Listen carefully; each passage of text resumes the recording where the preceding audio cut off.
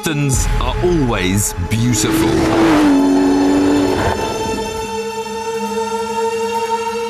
But this is stunning.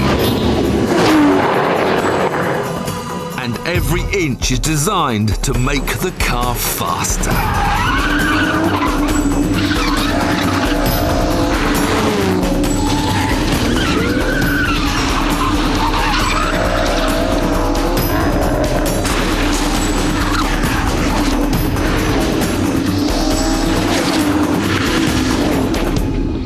Except it isn't. The Vanquish S, which this replaces as Aston's new flagship, is more powerful and will top 200 miles an hour. The DBS will only do 191. But it's just the big numbers where it loses out. Where it really matters, it's half a second faster. The 6-litre V12 gets it to 60 in 4.3 seconds. You see, this DBS is nearly 200 kilos lighter than the Vanquish. On top of that, the Vanquish, by modern terms, have become somewhat creaky, almost agricultural, whereas this DBS feels instantly more taut, more precise. In fact, this is one of those rare occasions when I'd just driven the car for about 300 yards, and I said to myself, this is right. One of the major delights is the ride quality. Trick new adaptive suspension is standard, and sensors constantly monitor everything from throttle position to the amount of steering to work out the best damper setting. It's the kind of car that will cope equally well with every surface between here and Monte Carlo.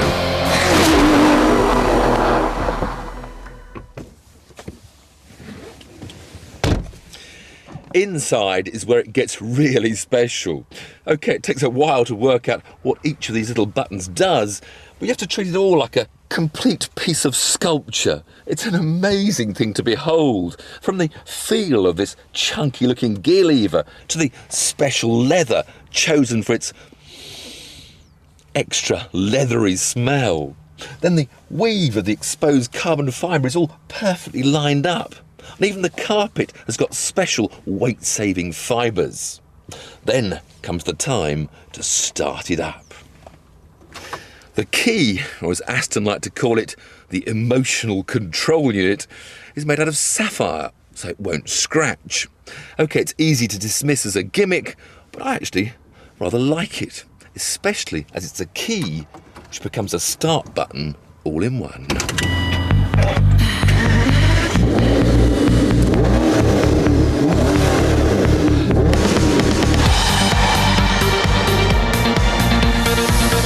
The sheer sound of that V12 warming up wasn't enough to get you excited about a bit of high-speed motoring, then the mere thought of using the full 510 horsepower gets the adrenaline pumping. And this V12's got a special little valve inside the induction system that creates more airflow at about 5,500 RPM and gives an extra kick of performance. Not that I feel I'm going to need it.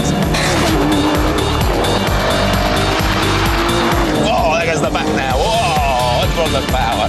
Into this little skinny. Whoa, whoa, whoa, whoa, whoa, whoa, whoa, whoa. I'll tell you what, this is a big GT car. It's not a nimble little sports racer. And yet, around this very tight handling circuit, I'm not getting myself into any big bother. Left and right, and kick the power out. Oh, joy of joys, here we go.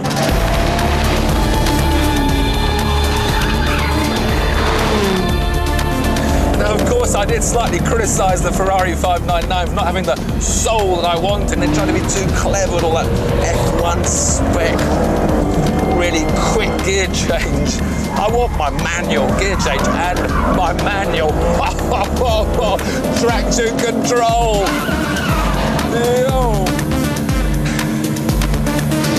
I wasn't expecting much from a big car, and I've already got more on the track than I'd hoped for. For the first time, Aston have fitted carbon ceramic brakes as standard. and they're more impressive than Ferraris were. So that's saying something. And although this car can't beat a Ferrari for out-and-out pace, it just hasn't got the power, perhaps hasn't quite got the ultimate grip.